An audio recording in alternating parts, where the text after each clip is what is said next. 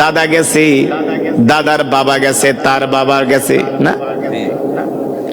ও যুবক, ও মুসলমান, তুমি আমি দুনিয়া থেকে চলে যাব, এমন একটা সময় আসবে তোমার আমার কথা কেউ মনে করবে না, ঠিক কিনা বলেন?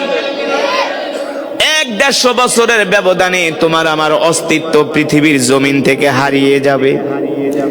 আজকে তুমি যেই বাড়িতে বসবাস করতেছো, এই বাড়ির মালিকানা তোমার ছিল না, এই বাড়ির মালিকানা ছিল তোমার বাবার, তার বাবার, তার বাবার। তার মানে কালের আবর্তনে দুনিয়ার মানুষের সব কিছু মুছে যায়। এই পৃথিবী ছেড়ে দুনিয়ার মানুষকে চলে যেতে হয়।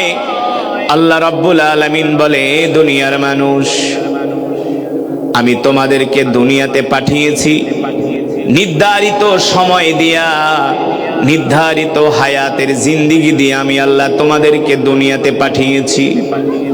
ইযা জাআ আজালুহুম লা ইস্তাখিরুনা সাআতা ওয়া লা ইস্তাকদিমুন। আমি আল্লাহ তোমাদেরকে যতটুকুন হায়াতের জিন্দেগি দিয়া দুনিয়াতে পাঠাইছি, ততটুকুন সময় তোমরা দুনিয়াতে থাকতে পারবা, ততটুকুন সময় আমি আল্লাহ তোমাদেরকে দুনিয়াতে রাখবো। যখন তোমাদের হায়াতের জিন্দেগি শেষ হয়ে যাবে, এই পৃথিবীর জমিনে তোমরা আর 1 সেকেন্ডও থাকতে পারবা না, 1 সেকেন্ডও না। ইযা জাআ আজালুহুম লা ইস্তাখিরুনা সাআতা ওয়া লা ইস্তাকদিমুন।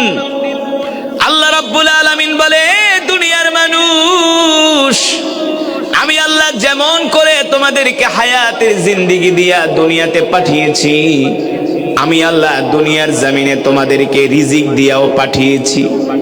যখন তোমাদের হায়াতের জিন্দেগি শেষ হয়ে যাবে, যখন তোমাদের রিজিক গুলো শেষ হয়ে যাবে, তখন দুনিয়ার জমিনে আর কেউ 1 সেকেন্ডও থাকতে পারবা না, 1 মুহূর্ত থাকতে পারবা না। আমি আল্লাহ দুনিয়ার জমিন থেকে তোমাদেরকে উঠায় আনবো, পৃথিবীর কোনো শক্তি তোমাদের দুনিয়াতে রাখতে পারবে না।